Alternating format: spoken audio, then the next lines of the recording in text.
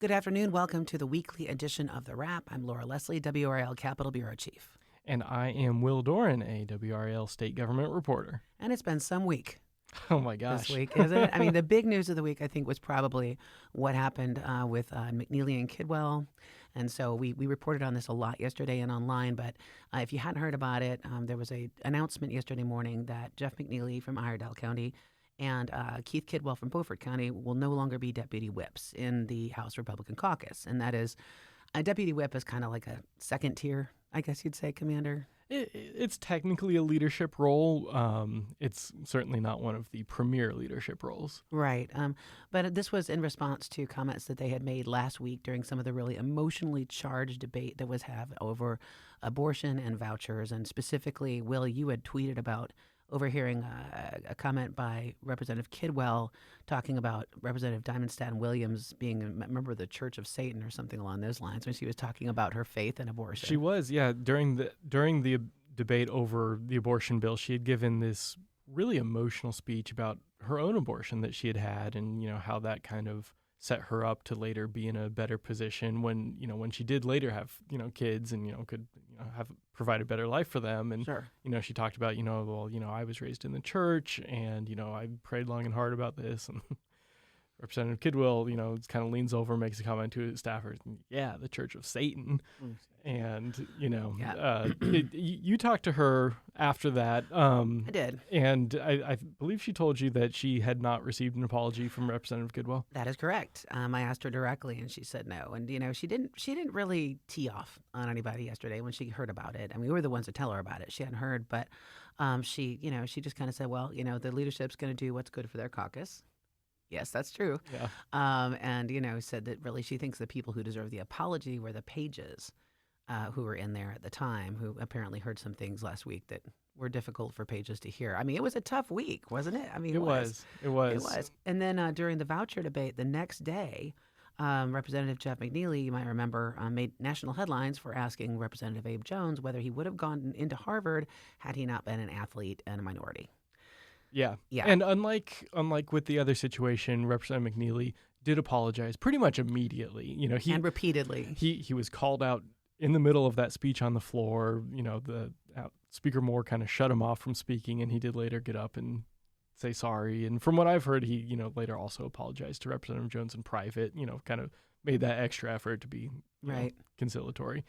But anyway. Yeah, consequences. Yeah. So they are no longer in leadership. Neither of them had any comments for us yesterday, not real surprisingly. But it is notable, and it was pointed out by some people, that both of them are still influential and powerful committee chairs in the House. Yes, Representative Kidwell is the senior chair of the Finance Committee, which I think anyone inside the legislature would tell you is a much more powerful role than being deputy whip in the House. And he didn't lose that job. Right. He lost the smaller job. Well, I mean, but it was a symbolic gesture, which is still important, and I think it sends a message, Yeah. And so it's, I don't know that we'll see any further action on this, but that's what happened.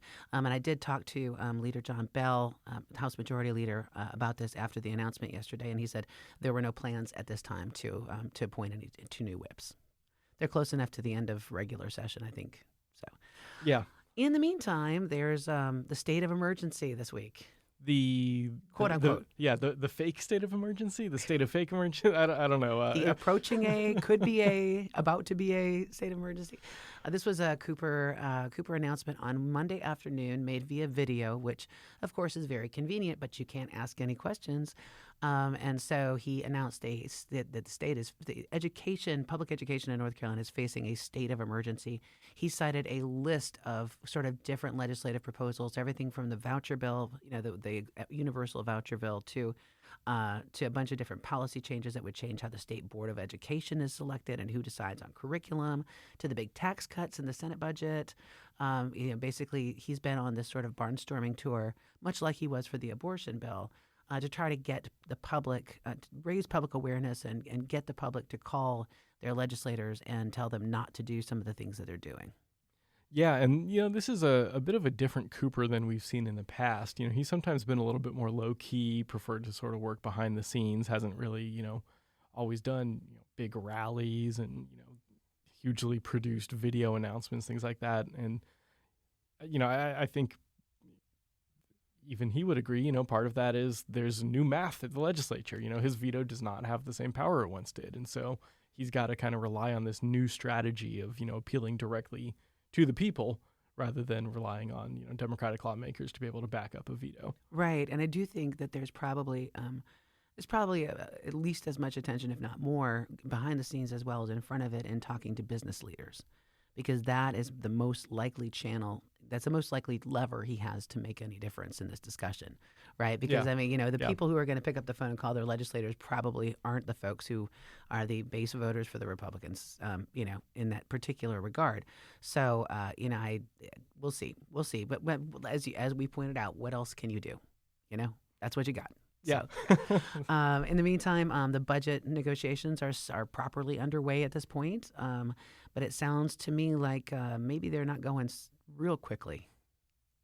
Yeah, well, there's a lot that the chambers do agree on, but the things they disagree on are really big things. There's the Senate wants to be pretty aggressive on further tax cuts. Right. The House does not. They want to speed up some of the tax cuts, but they would prefer to prioritize raises for teachers and state employees, whereas the Senate does not. They want to spend that money on the tax cuts. And so that's just a big philosophical disagreement that will, I think we saw over 2 years, the Senate wants to do roughly 5% raises. The House is talking about, roughly 10% for teachers and between, I think it was 7 and 11% for other state employees. So almost double the raises. And so, it's just going to be this big fight kind of between, even though it's all Republicans making the decisions, like, Republicans don't always agree with each other on what to prioritize. Like the saying goes, the other party is the faithful opponent, but the other chamber is the enemy, right? Exactly. And that's exactly how it's always been. Democrats, Republicans, whoever. So, but interestingly, we had some Republican Council of State members wade into this debate this week. They showed up at a press conference that was hosted by Scenic, talking about what they're calling a crisis in state employment. They say the shortages have gotten so bad that the state agencies are no longer able to provide the public services that they're needed to provide. And so they're calling on lawmakers. We're talking Josh Dobson, for example, Commissioner of Labor, who's not running for re-election. He did not beat around the bush. He's like, yeah, money. Right. Yeah. And he made the point, too. He was like, look, we're not talking about, just pencil pushers here. These are people who are like elevator inspectors and who are, OSHA compliance people. When there's a workplace accident, they go out and figure out, why did this worker die and how can we prevent this from happening again? In the state ag department, they are, losing veterinarians who were supposed to be going around and making sure that, the animals being raised to, kind later of important. be sold in our grocery stores are healthy. Kind of important. These are important jobs and, they're facing 20-25% vacancy rates, which, makes people either, rush the work that they need to do or just not be able to get to the work. And part of that, in all fairness, is a reflection of what's happening in the job market writ larger, right? We're seeing wages increasing across the board in private industry, but public obviously can't respond as quickly. But it also doesn't help that, they've gotten such small raises over the, there's a couple of percentage points here, a percentage point there, maybe $1,000 bonus. That's great, but that doesn't really help you down the road, right? Exactly. So, so they're definitely behind the 8 ball already and getting further behind as the rest of the economy heats up. So they're definitely between a rock and a hard place. Yeah, and as we, not we, you and I, we're not part of the budget discussions, but if we were, we'd get this all worked out, though. As the legislature is, negotiating the budget, they are also obviously still continuing with other stuff, and there's a ton that went on this past week. There's a ton coming up this week. There's a big bill that I know a lot of city leaders are opposed to that I covered about ETJs, which is kind of a way that cities use zoning to plan for the future. Those might be going away, which is really freaking out, leaders in places like Raleigh and Charlotte. Sports betting. The Senate really kind of threw people a curveball recently. Our colleague Brian Murphy wrote about that, made some pretty substantial changes to the version of the bill that passed the House. And, the version that passed the House was, I think it's fair to say, pretty carefully written to make sure it could get the requisite number of votes. We've seen that, that bill has a little bit of an easier time in the Senate than in the Yes, House. it It's does. definitely got more opposition in the House. So that kind of raised some eyebrows from people who want to see sports betting legalized of, hey, is the House still going to be able to pass these new changes that the Senate's proposing? Right. Well, I think Senator Newton did sort of signal that there would be some additional changes coming this week to maybe try to clarify some of the changes that were made.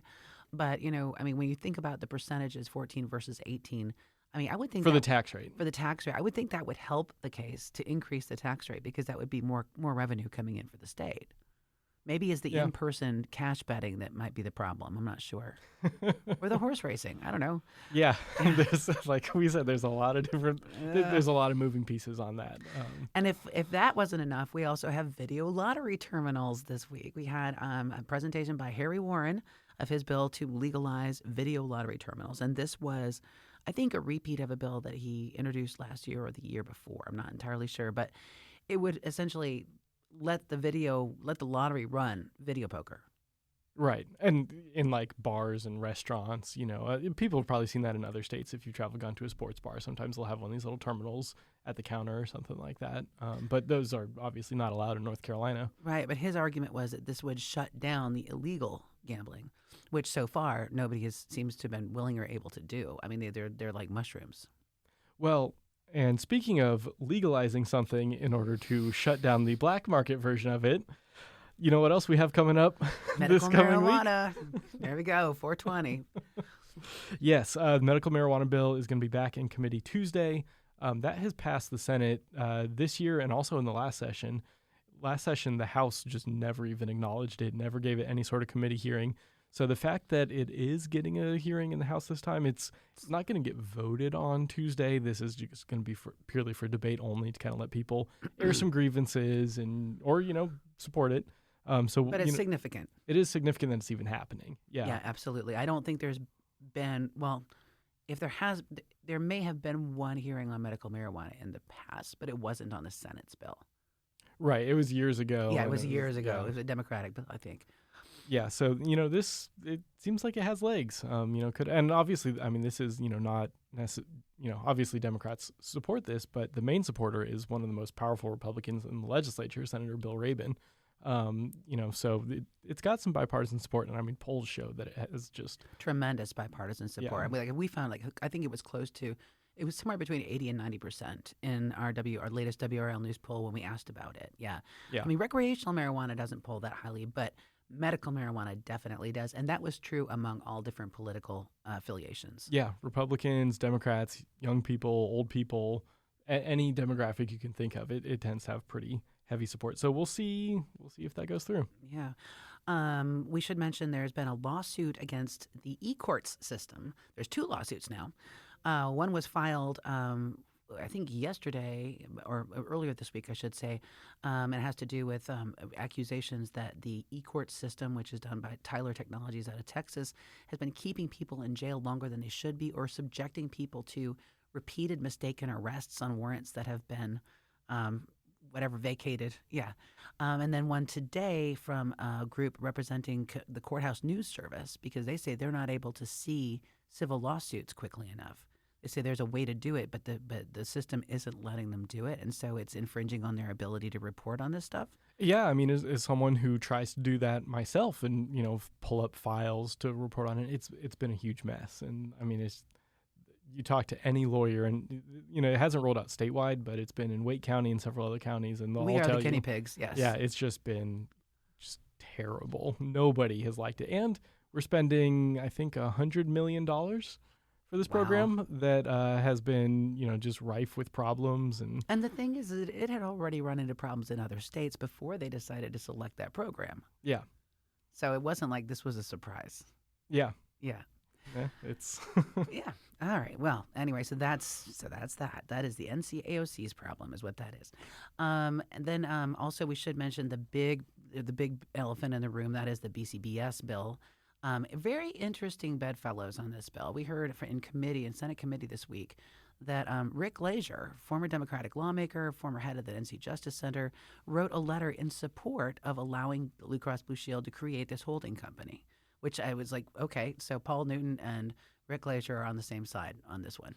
Yeah, you're seeing, some unlikely bipartisan support on it, but you're also seeing some opposition from it. I mean, Insurance Commissioner Mike Causey, who's one of, the more powerful statewide elected Republican officials, is, out here fighting with Republican lawmakers over this. So it's one of those weird bills that has people on both sides in support, in opposition, just kind of all over the place. And, I think the bottom line is there's a whole lot of money at stake. Yeah, and the fact that the bill just doesn't have very many guardrails. You're talking about something that's billions and billions of dollars. That's currently at home in North Carolina, and there's really not a lot of regulation in terms. And that's kind of the whole idea. I'm sure that the sponsors would tell you, is to take some of the regulations off some of the business operations of Blue Cross and let them compete more flexibly with other players in the market. And so, the bill would do that, but there's concern from critics that they could basically allow Blue Cross to sort of like vacuum up its assets here in North Carolina and go invest them somewhere in California or Great Britain or whatever. And then if they don't have enough money left for the insurance company, then what happens next? Exactly. Yeah. Well, and it comes at the same time when the state health plan is changing things up and, potentially switching from Blue Cross to Aetna. And so there's all these kind of unanswered questions for the business of Blue Cross right now.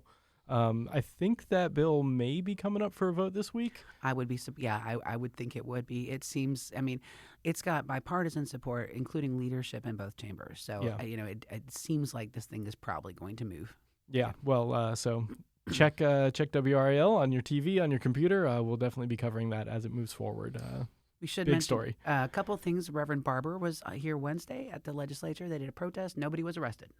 That was a little bit of a surprise because he's actually been banned from entering the legislature. But they let him in. They Yeah. did, And I walked out and I talked to him when he was, walking, into the doors. He was about 20 feet away. I was like, "Are you going to get arrested today?" And he said something. He was, he said, "It's a good day to get arrested." Well, they did not take them up on it. So. No, they did not. They did not. Yeah, and he gave a very noisy protest. They were chanting and singing, and he has this booming speaking style, and they were sitting right outside the Senate chambers while the Senate was in session. But just was talking. the Senate in session though?